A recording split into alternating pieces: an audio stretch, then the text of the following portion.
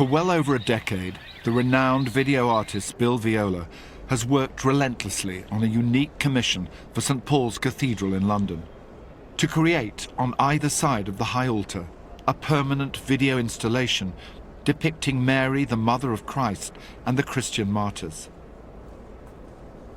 Throughout that time, the filmmaker Jerry Fox was there to document Viola's journey from beginning to end.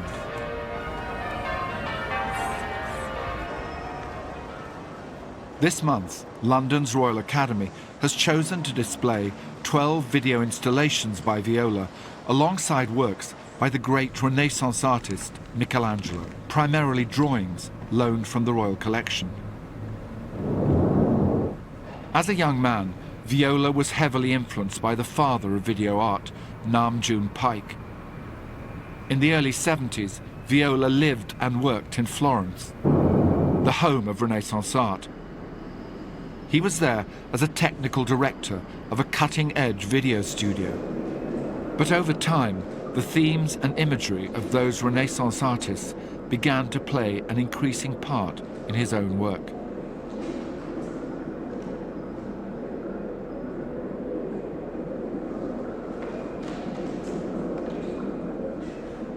Bill Viola is one of the pioneers of video art and really experimented with the medium, got under its skin, tried to understand its properties, its dimensions, and transformed it. Was part of a generation that really brought it into the mainstream of contemporary practice. For example, we find behind us a piece that depicts a man and a woman in old age scrutinizing their bodies as if to try to understand perhaps where their youth have gone, or try to read the folds in their skin like the rings of a tree.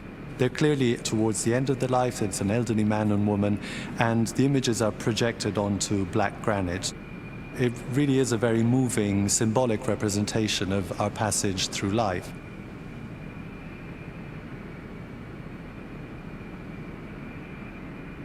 As you know, I've been really involved in looking at late medieval, early Renaissance art, and that's a huge part of my awakening, really, because when I was younger, I didn't want to pay any attention to that at all. That was of no interest to me.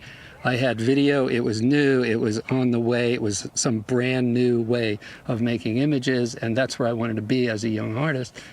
And it took me a long time. It was really up to my mother's death, really, I think that turned that around for me, and I began to look at these images which these people have been creating.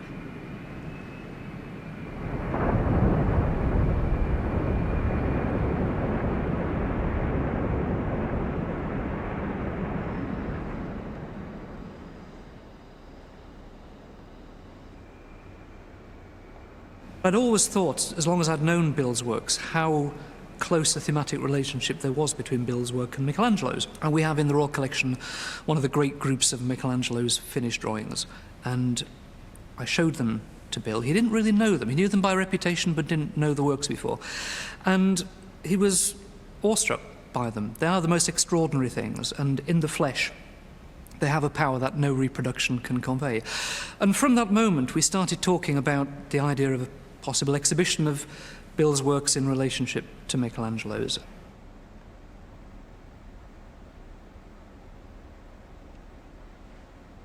The expression of grief is one of the most profound. I'm looking at it without the glass, without anything, 6 inches away, and seeing every little detail of what this amazing hand created. The representation is so striking that to me this whole room is just, vibrating with emotions. First thing I did was think of this piece. Like, it was immediately, just the most important thing. I'm saying we do need to have the image of death in this room as well, because it's so clear here. Bill featured his dying mother in this triptych. In February '91, his mother passed away. And it was a kind of a really shocking thing because it was an aneurysm. But for 3 months, she was lying in a coma. And so that was an incredibly difficult thing to have to live through when you're watching someone dying, basically. Yes, this was a very, very critical moment.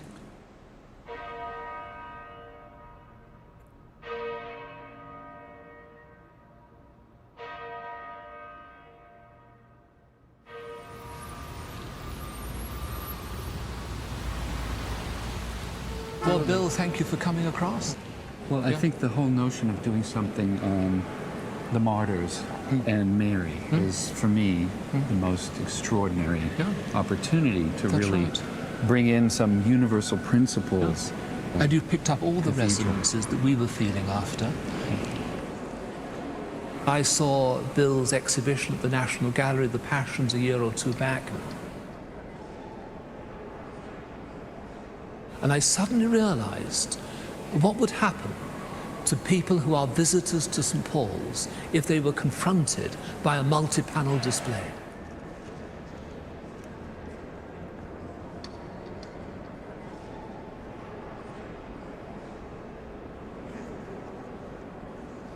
Because if you have a painting, you stop for 15 seconds and you pass on. But Bill's work, it seems to me, which is in a contemporary idiom, actually asks that you stop and you engage with it. And I think it may yet prove to be an art form which requires a greater degree of involvement than the more traditional forms.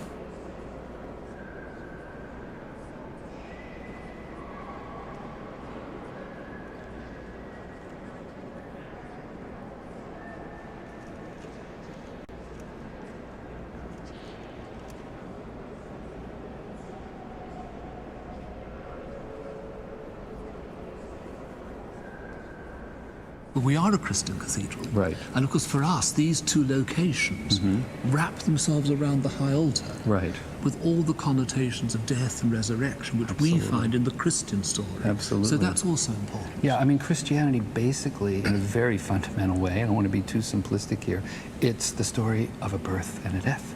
I mean, that's really the essence of it all. It's about life, death, and life. Yes, that's true. If I may. That's right. Yeah. Yes, the never-ending cycle That's of right. that. And rebirth. And I think that kind of connection, which connects the gods, which always seemed beyond people, at that moment became all of a sudden one of us and became connected to us. 10, 20 years back, there were small chapels in these two places dedicated to Mary and to modern martyrs. And for all kinds of reasons, before I was here as dean, those two chapels were set on one side. But it did seem to me that there was a connection between Mary on the one side and modern martyrs on the other. Maybe for some kind of picture or... They may or may not have done, because you see, we've got these rectangular panels. They call out to have and something. they're inviting, aren't they? Absolutely. They're saying, come on, give me a video artist. Yes, or something like that. Yes, we want a video artist. Sure, Ren had that in mind when he was designing. I think he may have had. There you are. There is this inset into the wall, and obviously someone had intended...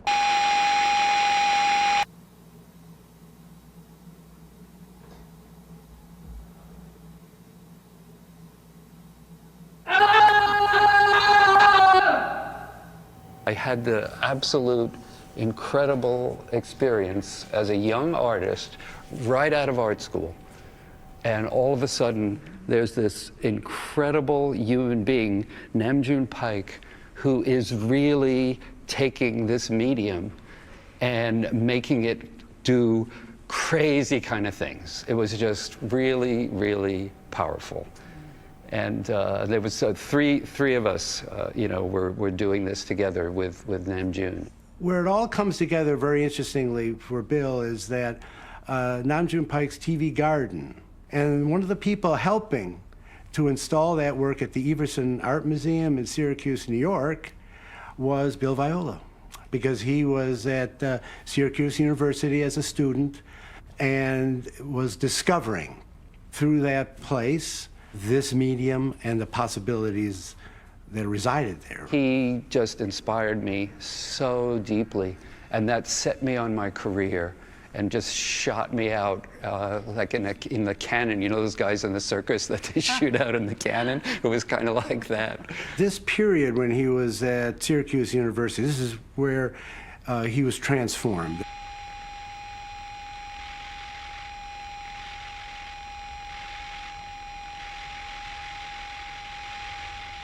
Bill, in his very first tapes, Information, broke the representational image on the screen, had the sound push what you could see on the monitor, and it created a radical abstract work.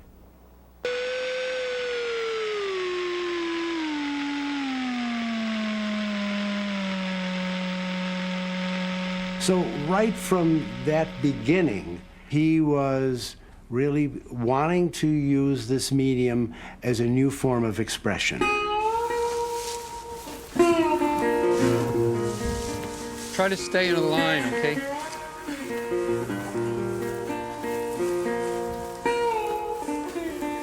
Okay, so I'm gonna go to the far stake.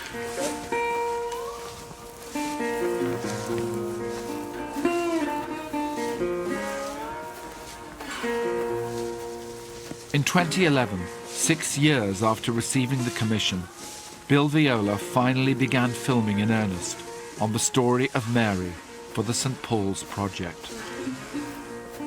That's great. We got to get rid of that, obviously. What? Those hills are fantastic. And look how dark the oaks are. This real texture. Oh. No, but look. Okay, look out here, everybody. Look at the amount of color that's in that hill right there. Yeah. And most people would look at it and just say, "Oh, it's like a dead field," you know. But look at it. I mean, besides the movement in the grass right now, but look at all the browns and there's even some purple out there, green, multiple shades of green. It's really, really extraordinary. Gary, is there any sort of a rig that the camera could be facing back and you could have a monitor forward? No. I think that would be really a great thing, wouldn't it? That'd be a great thing. No, I'll be fine. The external world for me is just a kind of backdrop, and that's fine. And I think the physical world has a very special role to play in the cosmos, certainly. But I feel that the human soul, basically the software, is really where I want to be with my camera, whatever that is. We were able to get Alessia, our Mary, to come down the hill. Look at the ground. Camera, get ready, go. And in the course of that simple walk down a hill, to completely transfigure herself. Okay, now come right to camera, all the way in. She's kind of tired, yeah, but she's actually become, it's actually, you've gotten stronger, really, kind of in a way. And you had these experiences along the way. You had... So it is mixed. And now you've become stronger because of those experiences that happened to you than when she started. You're stronger. Yes. It feels very natural. Yeah, it does. Beautiful. They're both touching Yes. each other's tummies, just to show the viewers that they recognize that they're both pregnant. And then after that moment feels itself out, I will take her hand. And I will. This one. Right. Yeah. Yeah. You're the passive one, remember? Because Yeah. you just came and it's Yes. like you're still... I'm not active, but emotional. But you're Yeah. perfect, yes. You're Yeah, not, yeah, yeah. it's great.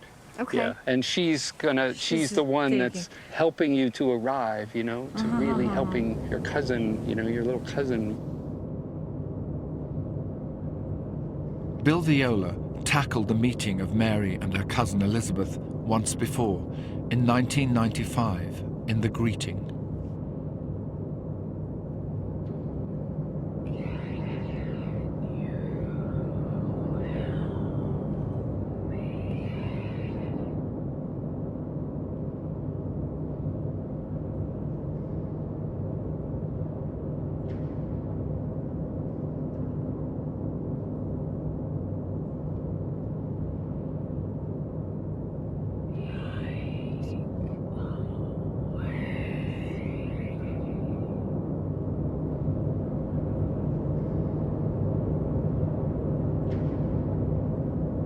Further left. Okay, that's it, straight. Go left, Alessia. Little left.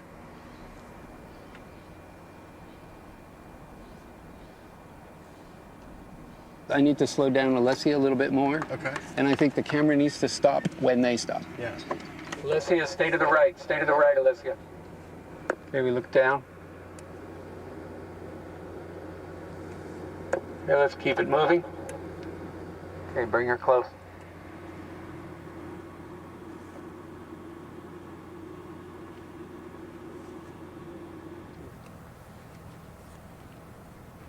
We're going to set up a series of marks, guys, for Gabriel, because Gabriel has the longest single approach, and that's got to be dead on. The crucifixion is an important icon, basically, in the Christian tradition, certainly. It is the notion of suffering. There's Mary Magdalene, according to Grunewald. So this is her ointment jar. What she does is anoints the feet of Jesus.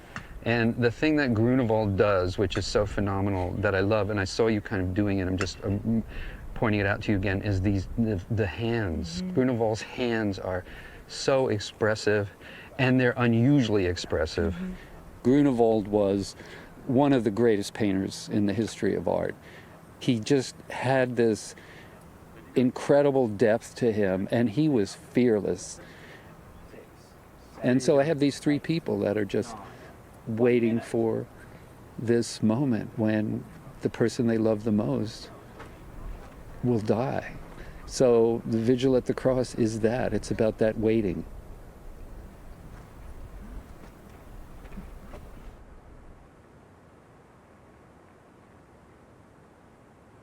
There's nothing like this image that we're seeing right now of the setting sun in the Salton Sea. It is just magnificent. I've been coming here for most of my adult life. Every single time I come here, it is not just a little different, it's vastly different.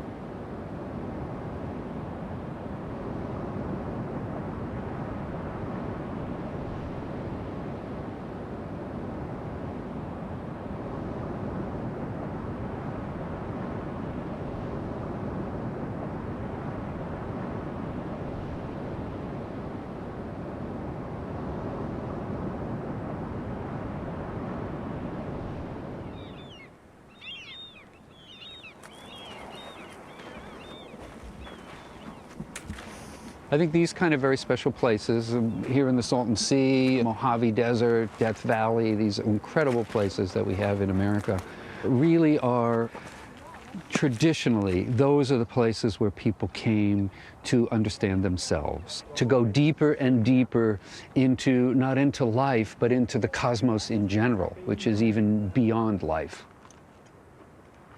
Little bird came up, how cute.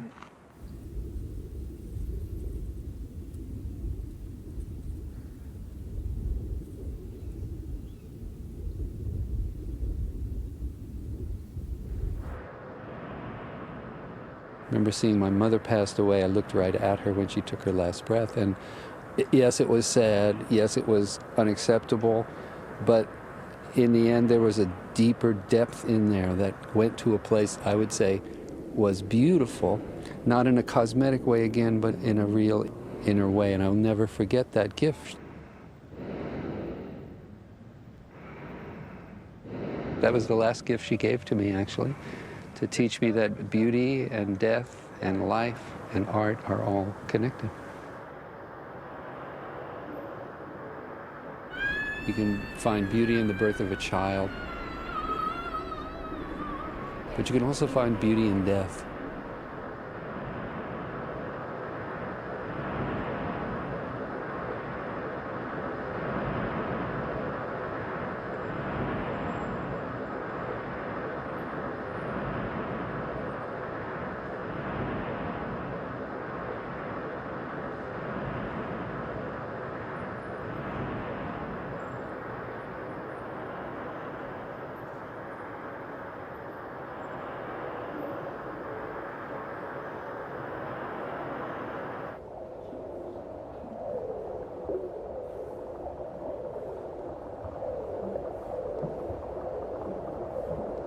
I've been working with death for many, many years because I had a near-drowning experience that almost killed me when I was 6 years old.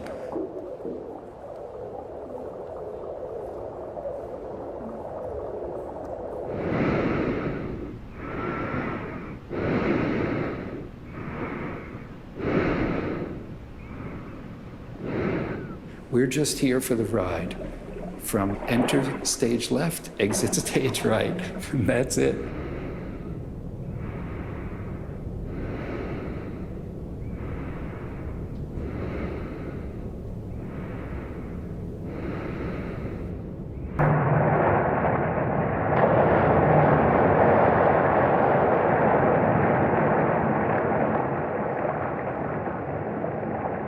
I saw this beautiful light coming from under the water. And so I just went into it by myself. No one told me to do it. And it just took me. It was really, really powerful. And I kept going that way. You know, go down, go down, go down, not instead of up. And then, you know, and I should have drowned. I should have drowned for like this much time, and I would have been gone. And there would be no Bill Viola, no all of those movies, the things that we've done.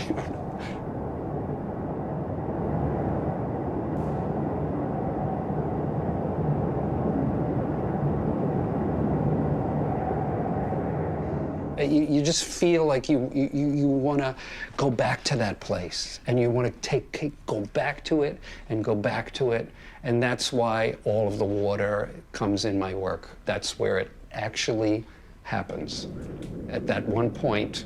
And then every single time like that, every time I've seen water, I have to have water.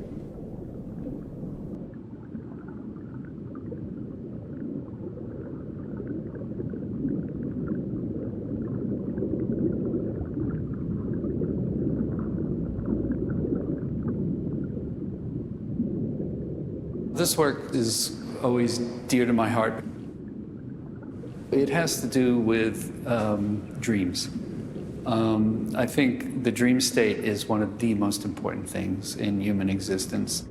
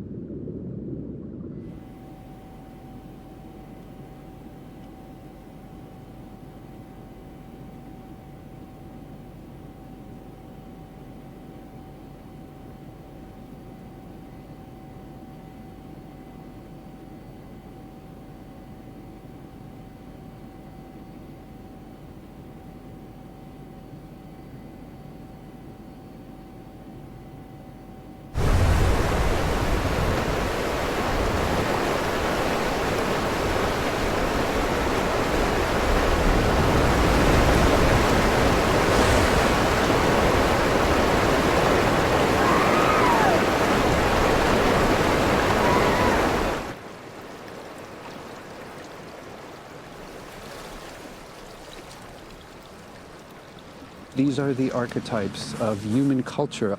These are the great, great stories of humanity. And that's something that I think artists have always tried to deal with in their work. I did it in my own way.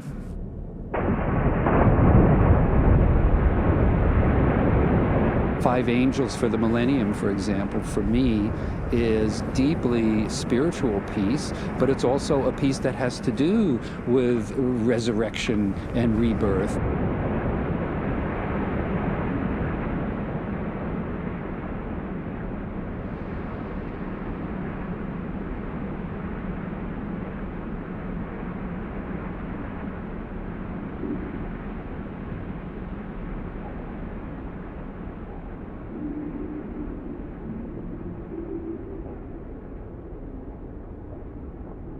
We're going to put rubble over this so it'll just kind of blend in. Okay, that's great. Hey, you got to spread those out. Hey, Blake, that's got to be spread out. You need more over there. Separate those a little bit. Okay, that's good. That's good. Right now we're standing here in the third scene of the crucifixion. It is the scene of Mary finally having some time with her dead son, just the two of them alone. It's known as the Pietà, and it's a very moving image of a mother who's just lost a child. That's your son, Alessia. That's your boy.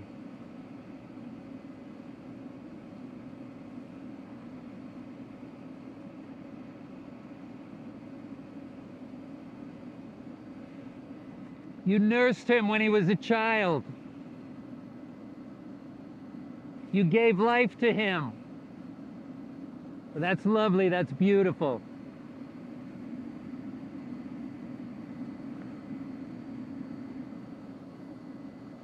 the journey that we're on right now. I'll let you start it. You can just go into it. Yeah. Okay, and I'll watch And you. The first take can be good or can be just a warm up. We don't know. Yeah, yeah. Okay. What do you think about those two? They're two symmetrical. Yeah. I don't know. Let me have a look. You know, Nick just said that this is not precise. When we decided to stage the Pietà here, and I realized that, yes, of course, it's about this destructive force, and it's about the ability for human beings and for the environment itself and for God to regrow that, re-bring it into the world, to continue to give it meaning. Okay, Alessia, leave your hand there. You can do it now. He's given you strength, and you can do it.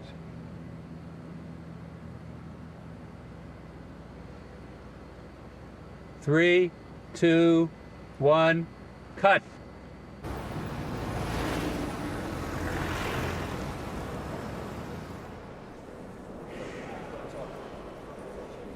So thinking about the right-hand panel, which deals with death, and basically transcendence as well. People who realize that the way to realize their faith is to leave their bodies, literally. So I had this image of people suffering, but at the same time being liberated from their suffering. I don't know what that'll lead to. I saw water, I saw people caked in mud in my mind, and the mud was being washed off by the water. So I just have to sit with that. That's what I'm in a receptive mode now, and that's a very precious thing for me. And it's very delicate, because if the ways of the world get too involved and they too distracting, you can lose the thread. It's about being quiet and being empty, really. I'm beginning to feel a grounding here, which I need to establish. And I do that whether it's in a magnificent cathedral like this or in Durham, where I did the piece just about 10 years ago. The work needs to feel grounded in the place that it's in.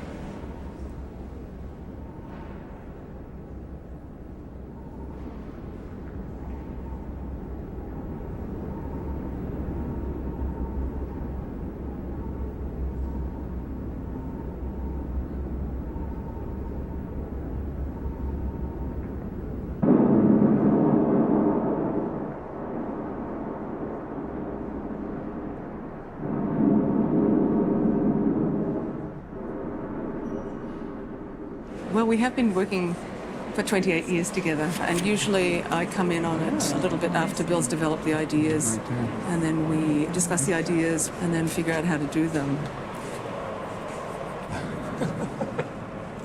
I forgot how What have I been doing this 35 years? You didn't write it down? No, I didn't write it down. Okay, we'll do it again. Wait, no, hold on, wait. Kira's Kira's role is really essential. She does let me have my space, which is necessary, but when I feel myself sort of emerging from the creative cloud and things are starting to get more concrete enough that I can really describe them very carefully. It's the last Can bit. you put your Can hand we measure here? in a minute? Oh, you want to do it? Okay, then we'll take one thing photos. at a time. Start to make some sketches about what they might look like or notes. Then very often I'll ask Kira at a certain point to come in. Sometimes she'll just push her way into the door and say, "You've been there long enough," and I'll start Deadlines. I'll start to describe to her some of the ideas, and it is very essential for me to have a kind of a reflective sounding board and someone who I'm so in love with and connected with. It's very, very special.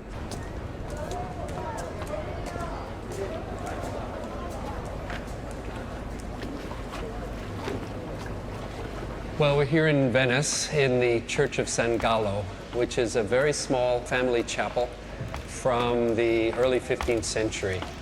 It's quite a special place. It's a very intimate kind of space, and it has in it, most notably, 3 large stone altars. And then I was looking at the space and realized that I could make something that incorporated the actual architecture of the church into my work.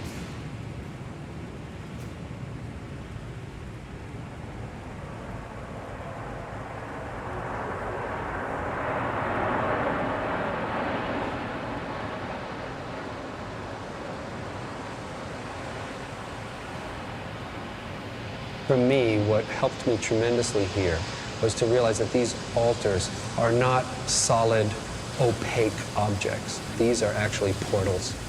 And that's how these altars are used. That's why they have such tremendous power, really, for connecting with human beings in the most intimate level. It's precisely because they are made of stone, which is one of our most eternal materials.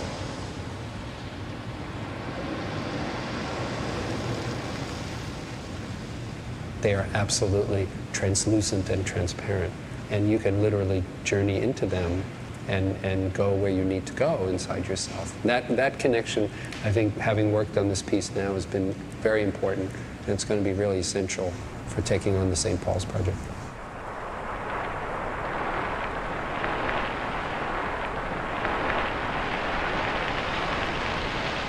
What you're seeing right here is a person walking through a wall of water.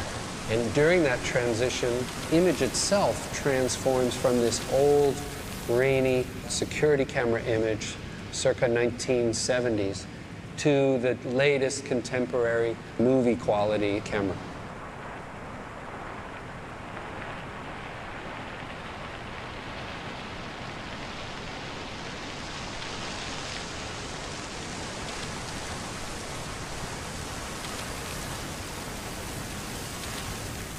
What qualifications I have to do a piece like this, which has the theme of the dead coming back to life, was really my experience with both my mother in 1991 and my father in 1999, to be at the bedside holding their hands when they left their bodies.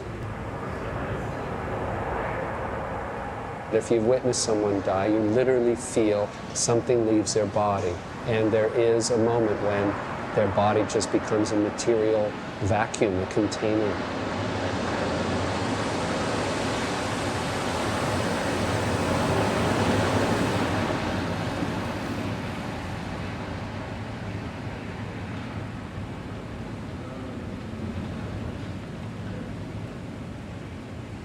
They spend some time with us on our side, in our world, in the physical world, the material world. And then at a certain point, they realize they have to go back. And, you know, some don't want to, some do, but they all must turn and they all must leave us and go back. And it's quite strong when someone turns their back on you. You know, it's a very clear decision. A few of them hesitate, but in the end, they all go back.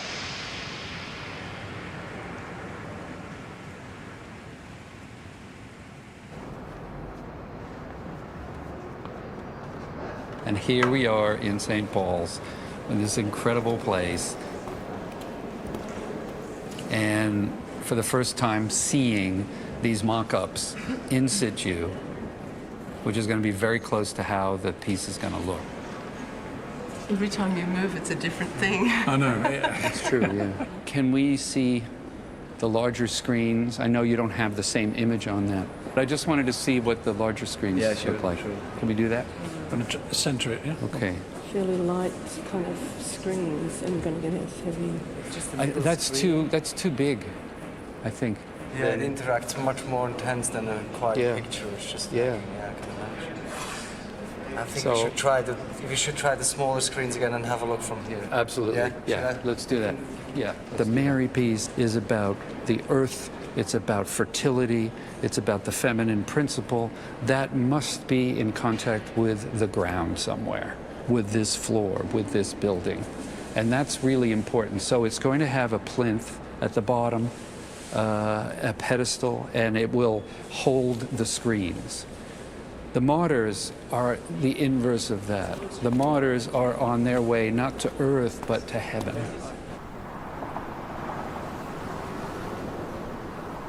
Well, the whole notion of martyrdom is that you've accepted your fate and that you're sacrificing yourself for some higher good or for some ideal that you have inside. And we're meeting these four people on these screens at a time when they've already accepted it.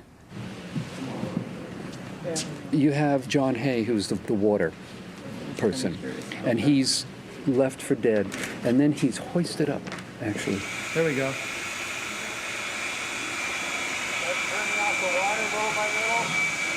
and he's literally hoisted upside down with his arms out. Hold that. Hold that. And it's the position that St. Peter was crucified in. It's one of the most painful ways in the Roman Empire to kill someone. And so he's upside down, arms out, like a piece of meat hanging down. And then slowly again, he kind of wakes up again, sees where he is, and then he gathers that strength again. And then this water comes down on him, pours on him, and buffets him. He's moved around with it and stuff like that. And then finally, he gets the strength, and then he breaks through and he ascends. Start turning off the water little by little. His whole body actually comes up and goes right up out of frame. And then you just see drops after that at the end until little drips happen, and then it's gone. He's gone. And that's the first one. The second one is the wind. And that's done by Sarah. And she's battling the wind. That's her protagonist. Very slowly. The wind happens, and it gets stronger and stronger. And then there's this tussle again, and then she breaks through that. She sees where she is. She knows she can do this. She knows that she can continue. A little bit more. Bring it up a little bit more. Aim it, don't let her spin.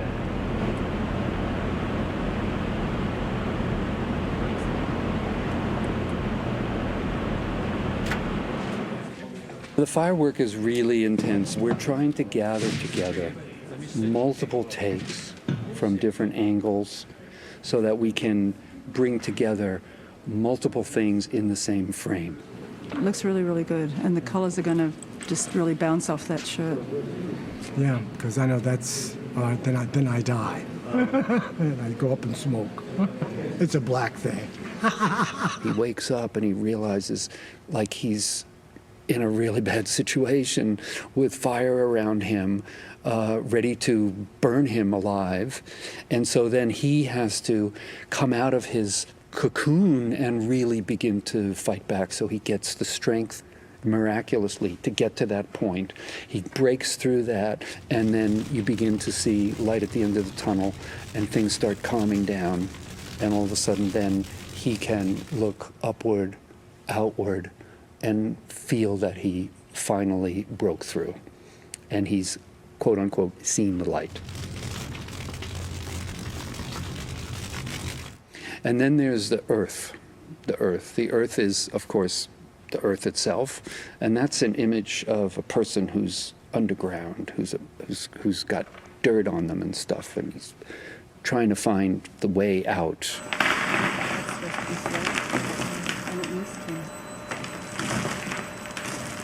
You can put your arms down, Norman. Okay, now you're slowly going to come down. Taking you down. Take it down. Coming up. Cover your stove. However you want to land, you can land. I can go way faster. Okay, let's go faster. It's really about the earth, and I've never done anything with earth before. This is a new element for me, which is kind of exciting. How much dirt was that, Giuliano? That was like 8 bags total. And then, of course, the idea of possibly running it backwards, of course, came into my mind, and also Kira too, when we discussed it and stuff. So that was the starting point, that we were going to turn this thing around like we often do. And then when I get stuck in general, I just do what my art professor told me many years ago. He said, Bill, if you get stuck, just do it backwards. You know, dirt is your protagonist, right? And you're trying to get him away, right? Oh, I am. Oh no, wait. Oh, so sorry. I think I might be doing this wrong. Yeah, we're going backwards. Okay. So yeah, so we're going the other way. Right. Yeah. I mean, even this backwards thing, I use that a lot, and I can't tell you how many times. It's like I go, now, was it this backwards or that backwards? Exactly. Yeah.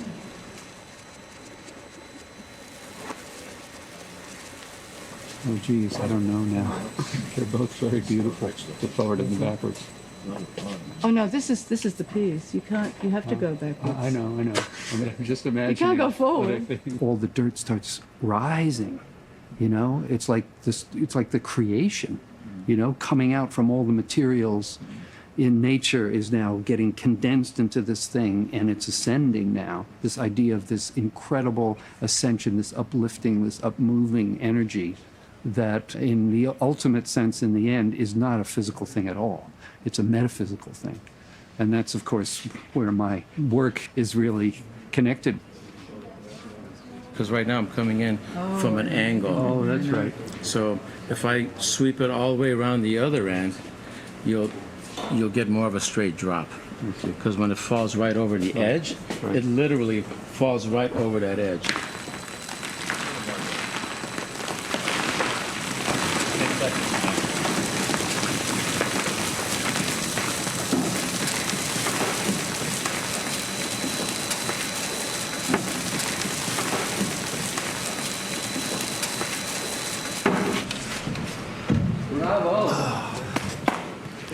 You okay? Yeah. But did you get some a little bit? It's more than I was surprised. It's more dusty. It looked great. It's exactly this amount of dirt was really perfect. It's good? It's just what I was thinking. Yeah. Yeah. But it wasn't painful or anything, right? All of these pieces in these element series that we're doing right now, they're all about those elements that need to be confronted with something, with a protagonist, and then that's got to be battled with in our own way, and then we've got to find a place ourselves to break through. I'm experiencing this thing, which is not really crushing me. It's saving me. Right. And it's there. Right. Because you start really looking up. I'm right, starting when we first see you. Right. I'm starting. You're starting at the end. You're starting at the end. I'm starting at the end. You're starting at the liberation. In a place of exaltation and freedom. Yes, right. And it's a collapse. Yeah, and you're being folded in from all sides like this.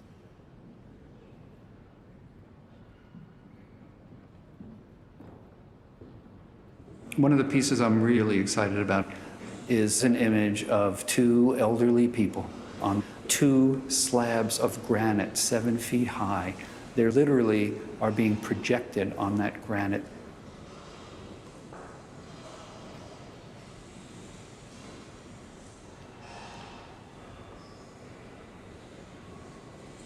They're completely naked.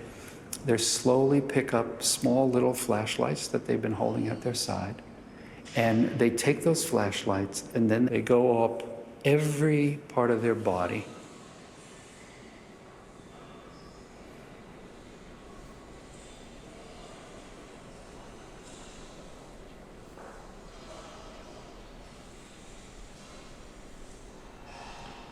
So basically what they're both doing is they're checking for something that could kill them, basically, whether it be cancer or whatever.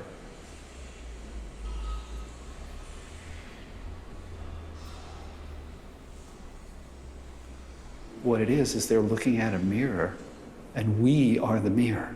So it's like it's in your bathroom, let's say, and you're just looking at the mirror to just see the parts that you don't normally see.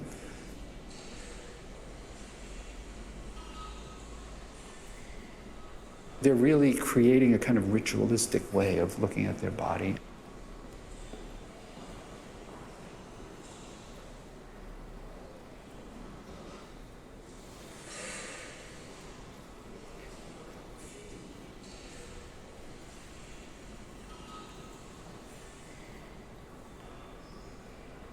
And at the very, very end, their bodies seem to be getting thinner and more gaunt.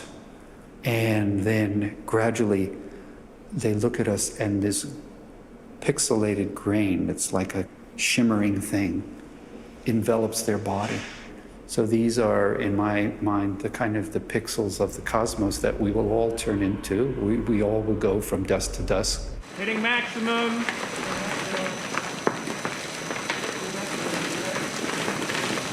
let's just look at this. We just need to look No, at wait, no, this is wrong. If he goes down too slowly, which is what just happened, all the dirt piles up and there's no dirt going on his back. You should tell him that directly. I'm not going to tell him anything. I just want him.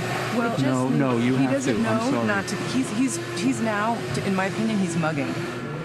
And just, you know, I don't think it's not necessary to come look up and do all of this kind of thing, Okay. but I think it's just a matter of just feeling the dirt.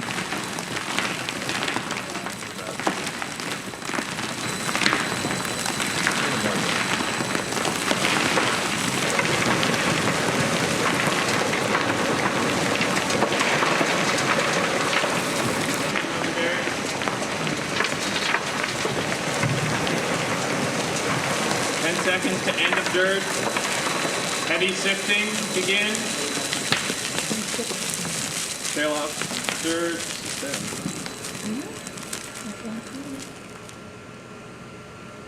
Cut. Whoa! You okay, Norman? Yeah. The only thing, and you pulled your leg in appropriately. That was Right. good. Yeah, Good. fantastic. That was a really nice take. Come down there. Bring it down there, please. This is the best one we have. This image of this. Yeah, isn't that's really, really great. Wow.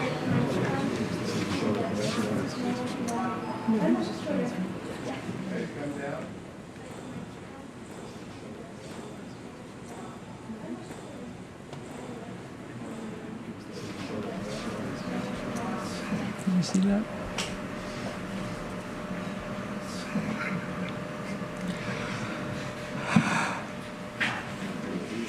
It's really stunning. This means you're happy. It's the first time I've seen it. And yeah. Yeah. It was. And where it's going. Oh, I'm sorry.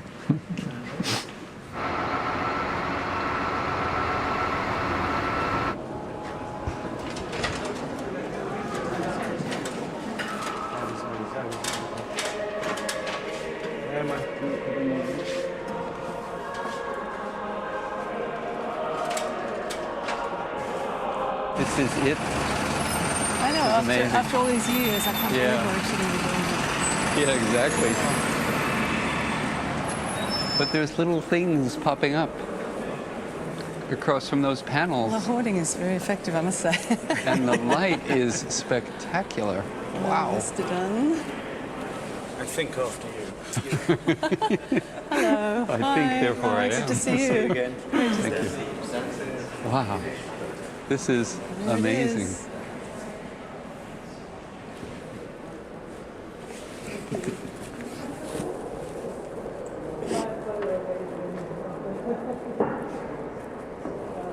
Sorry. No, I'm exactly the same. I like everything lines up. Like it's supposed to. Oh, man. Exceptionally powerful. Kira did so much work for this. Yeah. It's unbelievable what she did. Kira, thank you. Directed it. Thank you. Thank you.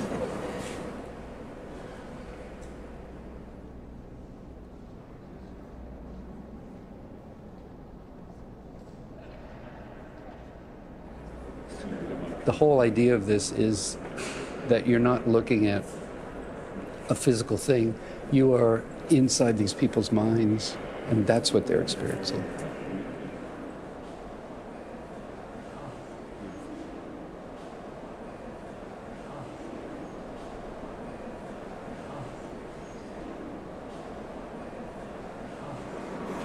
I'm looking forward to seeing it from a distance. That's the one thing, isn't it? I just want to actually I would like to see reverse it back.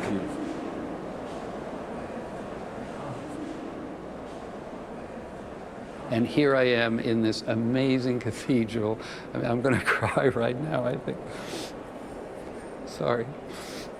But it's overwhelming. It's really overwhelming to see faith and intensity and technology and all of these things that human beings work with you know, and when you put those together, you get something that is larger and greater than the whole.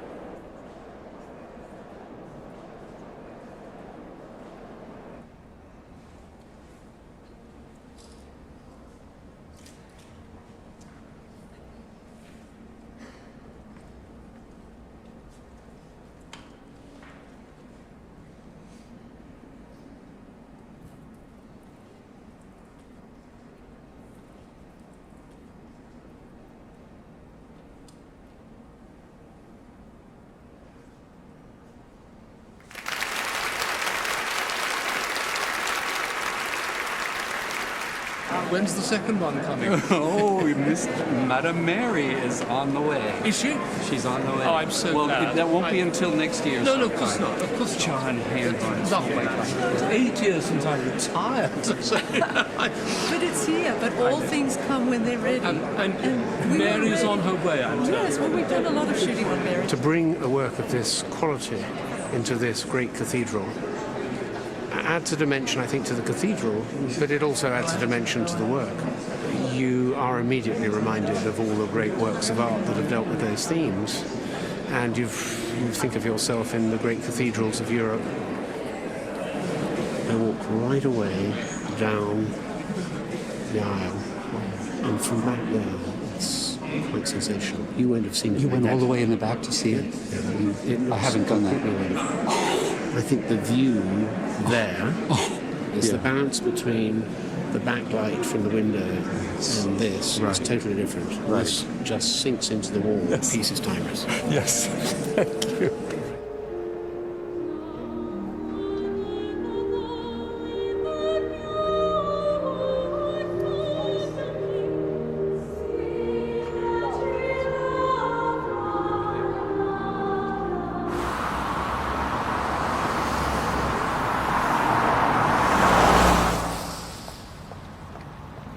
Well, here I am at the Grand Palais, and this is an extraordinary place.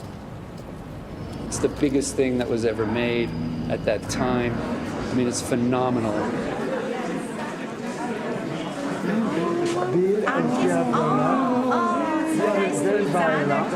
I'm good, dear. How about you? Very good. You're here again? Yeah, exactly. It's always better to see it twice. People here were really great. I mean, it was a lot of work for them because we demanded a lot.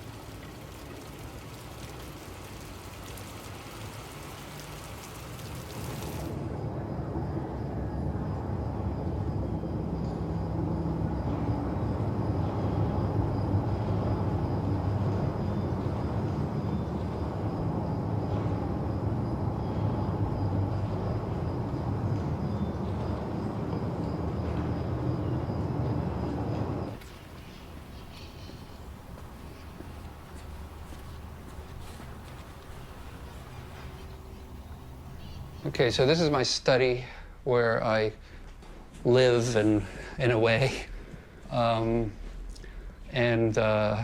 through art, and so many of these things are so meaningful for me, really. I mean, it's really, this is really my deep, deep center of my life right here. And of course, most people don't know that you're doing something. Most of people are like up here, and they just think they're doing this here, and they're just there. In the meantime, there's a place right in your gut that you don't really know you even have. I mean, that's not even, you know, it's just, and you don't realize that.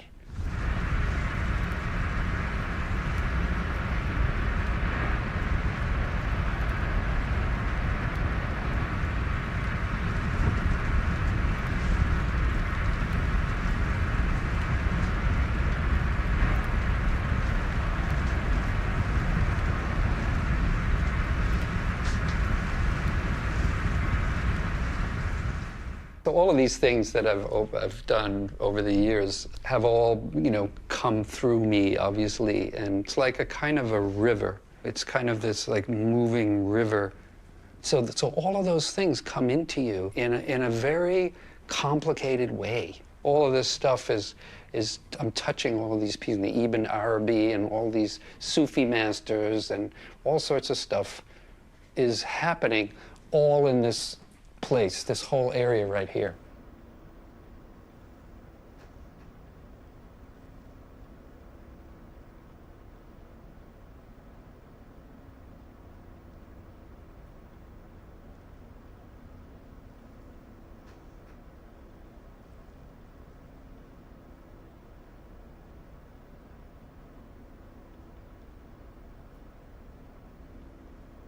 Bill had always had an idea to do a predella. What was the predella that you used? Catherine's room. Yeah, but it was in Catherine's room by Catherine of Siena. Of Siena. There was an icon of her, and then on the bottom, I think it was 5 panels of Catherine of Siena praying in different praying positions, which was kind of interesting. But there were different times of day and different activities that showed her different parts of her life. This could be different because we had the kind of like the shape of the altar in a way.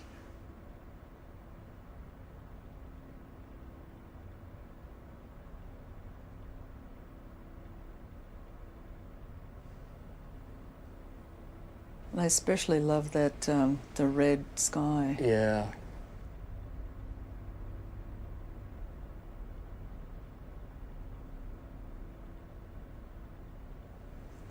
And this is really coming together.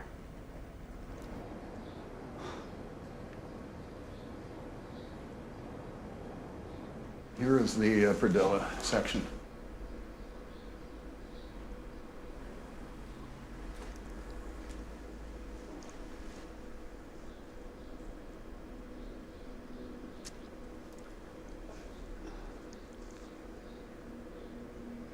So in these shots, I got rid of all of the dropouts from the videotape. Yeah, but it was still got some of the crumminess, which is really good. Yeah, and then this is death right here. So we're dissolving through here, and now we're out, and then the camera kind of backs up. Oh, I see. And starts to retrace. Oh, I see. Yeah, I got you. The last bit of the thorns that are really great. Yes, that's true. Because you can see them really. Let me see what I have happening there. Okay.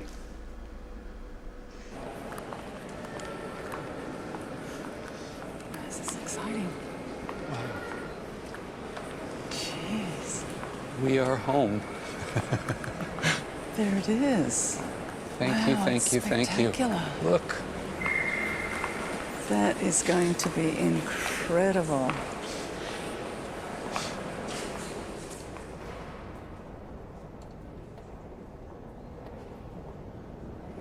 Yeah. There's the rubble. Whoa.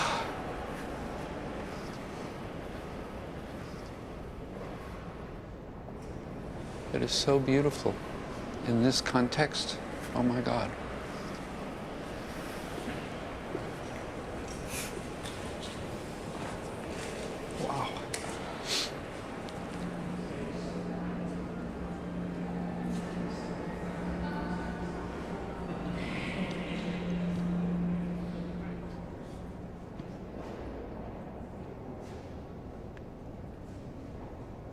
the whole thing simmers. Yeah, it's like moving, connected, comes back, and then goes again one more time.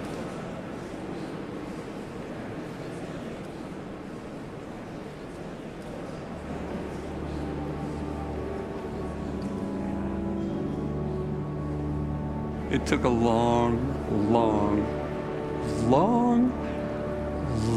time to actually get these things connected and do it in a certain way. And so that was now to come back here and come back into St. Paul's and see what's happening. And it's just overwhelming. It is.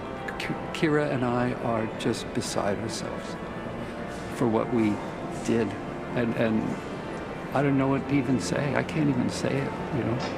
It's just the feeling. It's about feelings and you know, and what is that? Why are we here? Why are we all here? That's what it is, you know? So that will go on when I'm long. All of us will be not here anymore. So that's a really amazing thing.